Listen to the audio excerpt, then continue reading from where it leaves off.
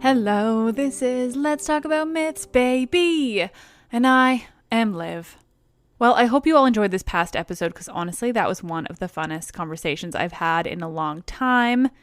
Please make sure you check out Mary of Myths and Tits because truly wonderful work and so much fun to talk to. But today's episode is more of the Iliad. Oh, we're really making our way through it now, you guys. Book 20, can you believe it? This has become one of my favorite things to do in the podcast, and I'm so glad I started it, even if it was just because of, the quarantine we were all in at the time. This is Homer's Iliad, translated by Samuel Butler, Book 20. Thus then did the Achaeans arm by their ships round you, O son of Peleus, who were hungering for battle, while the Trojans over against them armed upon the rise of the plain. Meanwhile Jove from the top of many-delled Olympus bade Themis gather the gods in council, whereon she went about and called them to the house of Jove. There was not a river absent except Oceanus, nor a single one of the nymphs that haunt fair groves or springs or rivers and meadows of green grass. When they reached the house of cloud-compelling Jove, they took their seats in the arcades of polished marble, which Vulcan with his consummate skill had made for Father Jove. In such wise, therefore, did they gather in the house of Jove. Neptune also, lord of the earthquake, obeyed the call of the goddess, and came up out of the sea to join them. There, sitting in the midst of them, he asked what Jove's purpose might be. Why, said he, wielder of the lightning, have you called the gods in council? Are you considering some matter that concerns the Trojans and Achaeans, for the blaze of battle is on the point of being kindled between them? And Jove answered, You know my purpose, shaker of earth, and wherefore I have called you hither. I take thought for them even in their destruction. For my own part I shall stay here seated on Mount Olympus and look on in peace. But do you others go about among the Trojans and Achaeans and help either side as you may be severally disposed. If Achilles fights the Trojans without hindrance, they will make no stand against him. They have ever trembled at the sight of him, and now that he is roused to such fury about his comrade, he will override fate itself and storm their city. Thus spoke Jove and gave the word for war, whereon the gods took their several sides and went into battle. Juno, Pallas Minerva, earth-encircling Neptune, Mercury, bringer of good luck and excellent in all cunning, all these joined the host that came from the ships. With them also came Vulcan in all his glory, limping, but yet with his thin legs plying lustily under him. Mars of gleaming helmet joined the Trojans, and with him Apollo of locks unshorn, and the archer goddess Diana, Leto, Xanthus, and laughter-loving Venus. So long as the gods held themselves aloof from mortal warriors, the Achaeans were triumphant, for Achilles, who had long refused to fight, was now with them. There was not a Trojan but his limbs failed him for fear as he beheld the fleet son of Peleus all glorious in his armor and looking like Mars himself.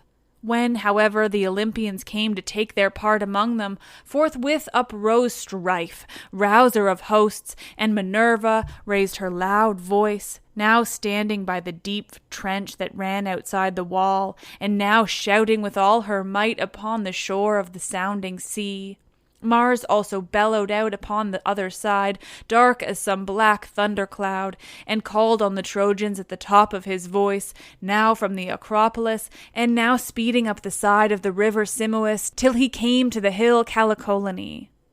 Thus did the gods spur on both hosts to fight, and rouse fierce contention also among them. The sire of gods and men thundered from heaven above, while from beneath Neptune shook the vast earth, and bade the high hills tremble. The spurs and crests of many-fountain Ida quaked, as also the city of the Trojans and the ships of the Achaeans. Hades, king of the realms below, was struck with fear. He sprang panic-stricken from his house and cried aloud in terror, lest Neptune, lord of the earthquake, should crack the ground over his head and lay bare his mouldy mansions to the sight of mortals and immortals, mansions so ghastly grim that even the gods shudder to think of them. Such was the uproar as the gods came together in battle. Apollo with his arrows took his stand to face King Neptune, while Minerva took hers against the god of war. The archer goddess Diana, with her golden arrows, sister of the far-darting Apollo, stood to face Juno. Mercury, the lusty bringer of good luck, faced Leto, while the mighty eddying river, whom men call Scamander, but god Xanthus, matched himself against Vulcan. The gods then were thus ranged against one another, but the heart of Achilles was set on meeting Hector, son of Priam, for it was with his blood that he longed above all things else to glut the stubborn lord of battle. Meanwhile Apollo set Aeneas on to attack the son of Peleus and put courage into his heart, speaking with the voice of Lycaon, son of Priam. In his likeness, therefore, he said to Aeneas, "Aeneas, counselor of the Trojans, where are now the brave words with which you vaunted over your wine before the Trojan princes, saying that you would fight Achilles, son of Peleus, in single combat?" And Aeneas answered, "Why do you thus bid me fight the proud son of Peleus, when I am in no mind to do so? Were I to face him now, it would not be for the first time. His spear has already put me to flight from Ida. When he attacked our cattle and sacked Lyrnessus and Pedasus, Jove indeed saved me in that he vouchsafed me strength to fly. Else had I fallen by the hands of Achilles and Minerva, who went before him to protect him and urged him to fall upon the Lelegai and Trojans. No man may fight Achilles, for one of the gods is always with him as his guardian angel. And even were it not so, his weapon flies ever straight, and fails not to pierce the flesh of him who is against him. If heaven would let me fight him on even terms, he should not soon overcome me, though he boasts that he is made of bronze." Then said King Apollo, son to Jove, "Nay, hero, pray to the ever-living gods, for men say that you were born of Jove's daughter Venus, whereas Achilles is son to a goddess of inferior rank. Venus is child to Jove, while Thetis is but daughter to the old man of the sea. Bring, therefore, your spear to bear upon him, and let him not scare you with his taunts and menaces." As he spoke, he put courage into the heart of the shepherd of his people, and he strode in full armor among the ranks of his foremost fighters. Nor did the son of Anchises escape the notice of white-armed Juno, as he went forth into the throng to meet Achilles. She called to the gods about her and said, "Look to it, you two, Neptune and Minerva, and consider how this shall be. Phoebus Apollo has been sending Aeneas clad in full armor to fight Achilles. Shall we turn him back at once, or shall one of us stand by Achilles and endow him with strength, so that his heart fail not, and he may learn that the chiefs of the immortals are on his side, while the others who have all along been defending the Trojans are but vain helpers? Let us all come down from Olympus and join in the fight, that this day he may take no hurt at the hands of the Trojans. Hereafter let him suffer whatever fate may have spun out for him when he was begotten and his mother bore him. If Achilles be not thus assured of the voice of a god, he may come to fear presently when one of us meets him in battle, for the gods are terrible if they are seen face to face." Neptune, lord of the earthquake, answered her, saying, "Juno, restrain your fury. It is not well. I am not in favor of forcing the other gods to fight us, for the advantage is too greatly on our own side. Let us take our places on some hill out of the beaten track, and let mortals fight it out among themselves. If Mars or Phoebus Apollo begin fighting, or keep Achilles in check so that he cannot fight, we, too, will at once raise the cry of battle, and in that case they will soon leave the field and go back vanquished to Olympus among the other gods." With these words, the dark-haired god led the way to the high earth barrow of Hercules, built round solid masonry, and made by the Trojans and Pallas Minerva for him to fly to when the sea monster was chasing him from the shore onto the plain. Here Neptune and those that were with him took their seats, wrapped in a thick cloud of darkness. But the other gods seated themselves on the brow of Calicolony round you, O Phoebus, and Mars, the waster of cities. Thus did the gods sit apart and form their plans, but neither side was willing to begin battle with the other, and Jove from his seat on high was in command over them all. Meanwhile the whole plain was alive with men and horses, and blazing with the gleam of armor. The earth rang again under the tramp of their feet as they rushed towards each other, and two champions, by far the foremost of them all, met between the hosts to fight, to wit Aeneas son of Anchises and noble Achilles. Aeneas was first to stride forward in attack, his doughty helmet tossing it defiance as he came on. He held his strong shield before his breast and brandished his bronze spear. The son of Peleus from the other side sprang forth to meet him, like some fierce lion that the whole countryside has met to hunt and kill. At first he bodes no ill, but when some daring youth has struck him with a spear, he crouches, open-mouthed, his jaws foam, he roars with fury, he lashes his tail from side to side about his ribs and loins, and glares as he springs straight before him, to find out whether he is to slay or be slain among the foremost of his foes. Even with such fury did Achilles burn to spring upon Aeneas. When they were now close up with one another, Achilles was first to speak. "Aeneas," said he, "why do you stand thus out before the host to fight me? Is it that you hope to reign over the Trojans in the seat of Priam? Nay, though you kill me, Priam will not hand his kingdom over to you. He is a man of sound judgment, and he has sons of his own.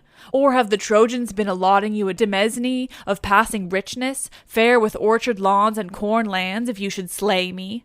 This you should hardly do. I have discomfited you once already. Have you forgotten how, when you were alone, I chased you from your herd, helter-skelter down the slopes of Ida? You did not turn round to look behind you. You took refuge in Lyrnessus, but I attacked the city, and with the help of Minerva and Father Jove I sacked it, and carried its women into captivity, though Jove and the other gods rescued you. You think they will protect you now, but they will not do so. Therefore, I say go back into the host, and do not fight me, or you will rue it. Even a fool may be wise after the event."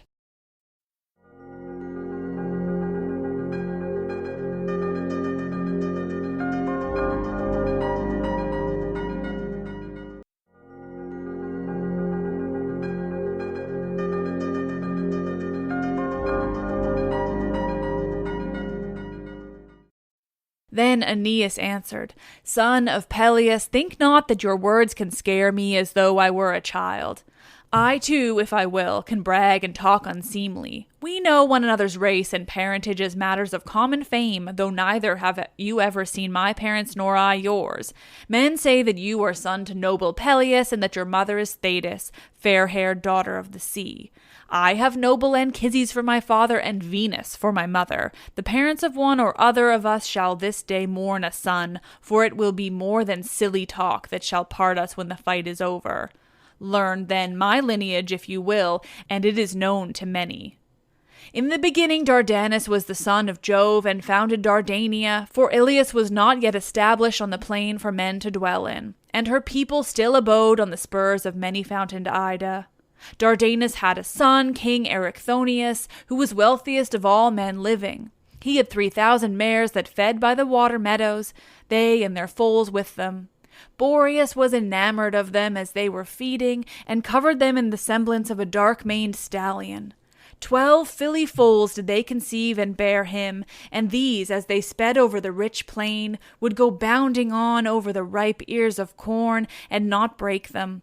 Or again, when they would disport themselves on the broad back of the ocean, they could gallop on the crest of a breaker. Erichthonius begat Tros, king of the Trojans, and Tros had 3 noble sons, Ilus, Assaracus, and Ganymede, who was comeliest of mortal men, wherefore the gods carried him off to be Jove's cupbearer for his beauty's sake, that he might dwell among the immortals. Ilus begat Laomedon, and Laomedon begat Tithonus, Priam, Lampus, Clytius, and Hicetaon of the stock of Mars. But Assaracus was father to Capys, and Capys to Anchises, who was my father, while Hector is son to Priam. Such do I declare my blood and lineage, but as for valor, Jove gives it or takes it as he will, for he is lord of all. And now let there be no more of this prating in mid-battle as though we were children. We could fling taunts without end at one another. 100-oared galley would not hold them. The tongue can run all whithers and talk all wise. It can go here and there, and as a man says, so shall he be gainsaid. What is the use of our bandying hard like women who, when they fall foul of one another, go out and wrangle in the streets, one half true and the other lies, as rage inspires them? No words of yours shall turn me now that I am fain to fight. Therefore let us make trial of one another with our spears. As he spoke, he drove his spear at the great and terrible shield of Achilles, which rang out as the point struck it. The son of Peleus held the shield before him with his strong hand, and he was afraid, for he deemed that Aeneas' spear would go through it quite easily, not reflecting that the gods' glorious gifts were little likely to yield before the blows of mortal men. And indeed Aeneas' spear did not pierce the shield, for the layer of gold, gift of the god, stayed the point. It went through 2 layers, but the god had made the shield in 5, 2 of bronze, the 2 innermost ones of tin, and 1 of gold. It was in this that the spear was stayed. Achilles in his turn threw, and struck the round shield of Aeneas at the very edge, where the bronze was thinnest. The spear of Pelion ash went clean through, and the shield rang under the blow. Aeneas was afraid, and crouched backwards, holding the shield away from him. The spear, however, flew over his back and struck quivering in the ground. After having gone through both circles of the sheltering shield, Aeneas, though he had avoided the spear, stood still, blinded with fear and grief, because the weapon had gone so near him. Then Achilles sprang furiously upon him, with a cry as of death, and with his keen blade drawn, and Aeneas seized a great stone, so huge that 2 men, as men now are, would be unable to lift it, but Aeneas wielded it quite easily. Aeneas would then have struck Achilles as he was springing towards him, either on the helmet or on the shield that covered him, and Achilles would have closed with him and dispatched him with his sword, had not Neptune, lord of the earthquake, been quick to mark, and said forthwith to the immortals, "Alas, I am sorry for great Aeneas, who will now go down to the house of Hades, vanquished by the son of Peleus. Fool that he was to give ear to the counsel of Apollo. Apollo will never save him from destruction. Why should this man suffer when he is guiltless, to no purpose and in another's quarrel? Has he not at all times offered acceptable sacrifice to the gods that dwell in heaven? Let us then snatch him from death's jaws, lest the son of Saturn be angry should Achilles slay him. It is fated, moreover, that he should escape, and that the race of Dardanus, whom Jove loved above all the sons born to him of mortal women, shall not perish utterly without seed or sign. For now indeed Jove hated the blood of Priam, while Aeneas shall reign over the Trojans, he and his children's children that shall be born hereafter." Then answered Juno, "Earth-shaker, look to this matter yourself, and consider concerning Aeneas, whether you will save him, or suffer him, brave though he be, to fall by the hand of Achilles, son of Peleus. For of a truth we two, I and Pallas Minerva, have sworn full many a time before all the immortals that never would we shield Trojans from destruction, not even when all Troy is burning in the flames that the Achaeans shall kindle." When earth-encircling Neptune heard this, he went into the battle amid the clash of spears, and came to the place where Achilles and Aeneas were. Forthwith he shed a darkness before the eyes of the son of Peleus, drew the bronze-headed ashen spear from the shield of Aeneas, and laid it at the feet of Achilles. Then he lifted Aeneas on high from off the earth and hurried him away. Over the heads of many a band of warriors, both horse and foot, did he soar as the god's hand sped him, till he came to the very fringe of the battle where the Cauconians were arming themselves for fight. Neptune, shaker of the earth, then came near to him and said, "Aeneas, what god has egged you on to this folly in fighting the son of Peleus, who is both a mightier man of valor and more beloved of heaven than you are? Give way before him whensoever you meet him, lest you go down to the house of Hades, even though fate would have it otherwise. When Achilles is dead, you may then fight among the foremost undaunted, for none other than the Achaeans shall slay you." The god left him when he had given him these instructions, and at once removed the darkness from before the eyes of Achilles, who opened them wide indeed, and said in anger, "Alas, what marvel am I now beholding? Here is my spear upon the ground, but I see not him whom I meant to kill when I hurled it. Of a truth, Aeneas also must be under heaven's protection, although I had thought him boasting was idle. Let him go hang. He will be in no mood to fight me further, seeing how narrowly he missed being killed. I will now give my orders to the Danaans and attack some other of the Trojans." He sprang forward along the line and cheered his men on as he did so. "Let not the Trojans," he cried, "keep you at arm's length, Achaeans, but go for them and fight them man for man. However valiant I may be, I cannot give chase to so many and fight all of them. Even Mars, who is an immortal, or Minerva, would shrink from flinging himself into the jaws of such a fight and laying about him. Nevertheless, so far as in me lies, I will show no slackness of hand or foot nor want of endurance, not even for a moment. I will utterly break their ranks, and woe to the Trojan who shall venture within reach of my spear." Thus did he exhort them. Meanwhile Hector called upon the Trojans and declared that he would fight Achilles. "Be not afraid, proud Trojans," said he, "to face the son of Peleus. I could fight gods myself if the battle were one of words only, but they would be more than a match for me if we had to use spears. Even so, the deed of Achilles will fall somewhat short of his word. He will do in part, and the other part he will clip short. I will go up against him, though his hands be as fire, though his hands be fire, and strength iron." Thus urged, the Trojans lifted up their spears against the Achaeans and raised the cry of battle as they flung themselves into the midst of their ranks. But Phoebus Apollo came up to Hector and said, "Hector, on no account must you challenge Achilles to single combat. Keep a lookout for him while you are under cover of the others and away from the thick of the fight. Otherwise he will either hit you with the spear or cut you down at close quarters." Thus he spoke, and Hector drew back within the crowd, for he was afraid when he heard what the god had said. Achilles then sprang upon the Trojans with a terrible cry, clothed in valor as with a garment. First he killed Iphition, son of Otrynteus, a leader of much people, whom a naiad nymph had borne to Otrynteus, waster of cities, in the land of Hyde, under the snowy mountains of Mount Tmolus. Achilles struck him full on the head as he was coming on towards him, and split him clean in two, whereon he fell heavily to the ground, and Achilles vaunted over him, saying, "You be low, son of Otrynteus, mighty hero. Your death is here, but your lineage is on the Gygaean lake, where your father's estate lies, by Hylas, rich in fish, and the eddying waters of Hermus." Thus did he vaunt, but darkness closed the eyes of the other. The chariots of the Achaeans cut him up as their wheels passed over him in the front of the battle, and after him Achilles killed Demoleon, a valiant man of war and son to Antenor. He struck him on the temple through the bronze-cheeked helmet. The helmet did not stay the spear, but it went right on, crushing the bone so that the brain inside was shed in all directions, and his lust of fighting was ended. Then he struck Hippodamus in the midriff as he was springing down from his chariot in front of him and trying to escape.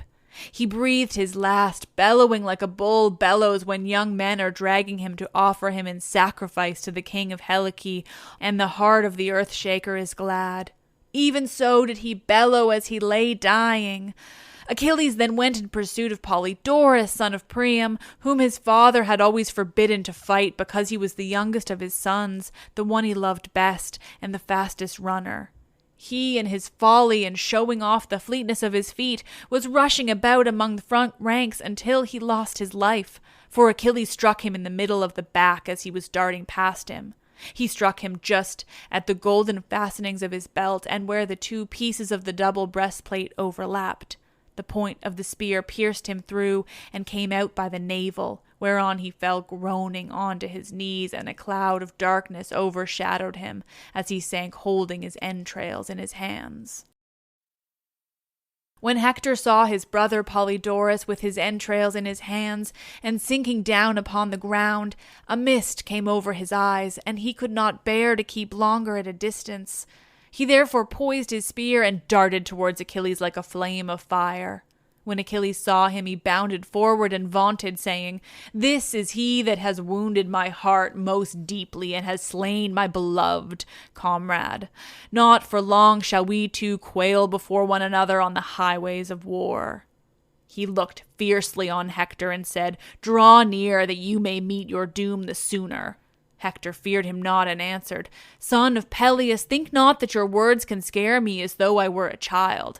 I too, if I will, can brag and talk unseemly. I know that you are a mighty warrior, mightier by far than I. Nevertheless, the issue lies in the lap of heaven, whether I, worse man though I be, may not slay you with my spear. For this too has been found keen ere now."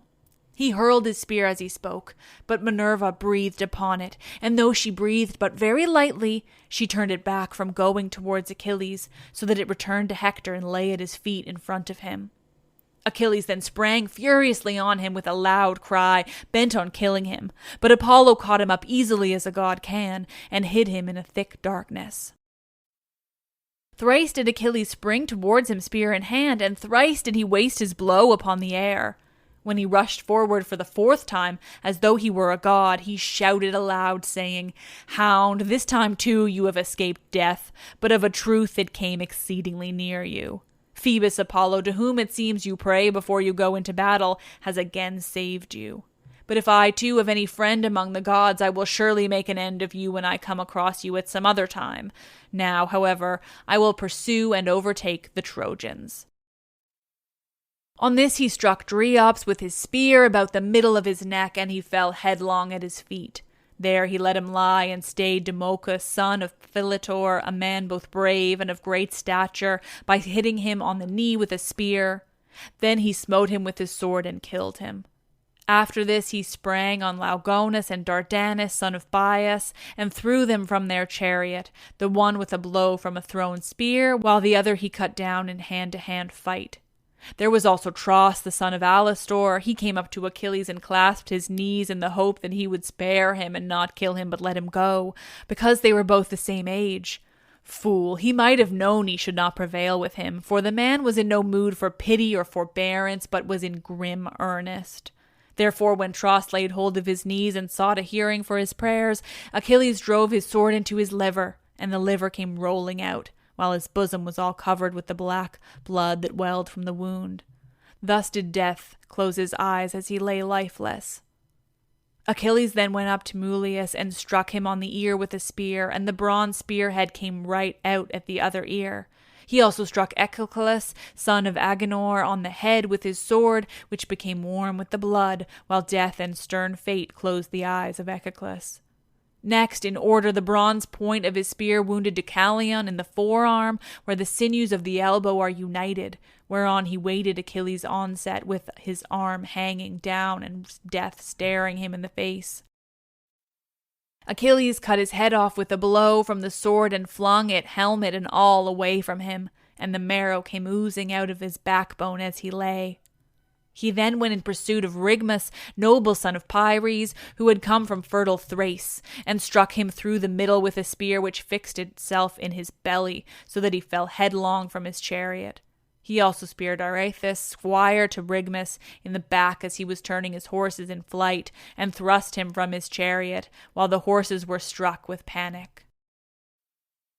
As a fire raging in some mountain glen after long drought, and the dense forest is in a blaze, while the wind carries great tongues of fire in every direction, even so furiously did Achilles rage, wielding his spear as though he were a god, and giving chase to those whom he would slay, till the dark earth ran with blood.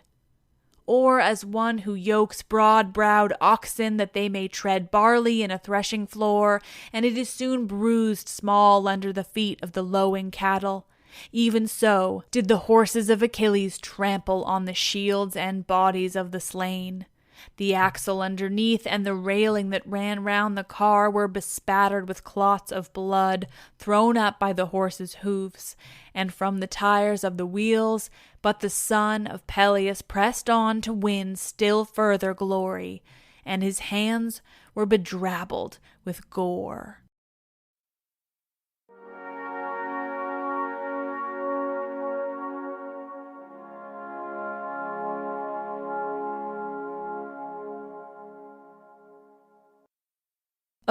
thank you all for listening to this as we continue on with the Iliad.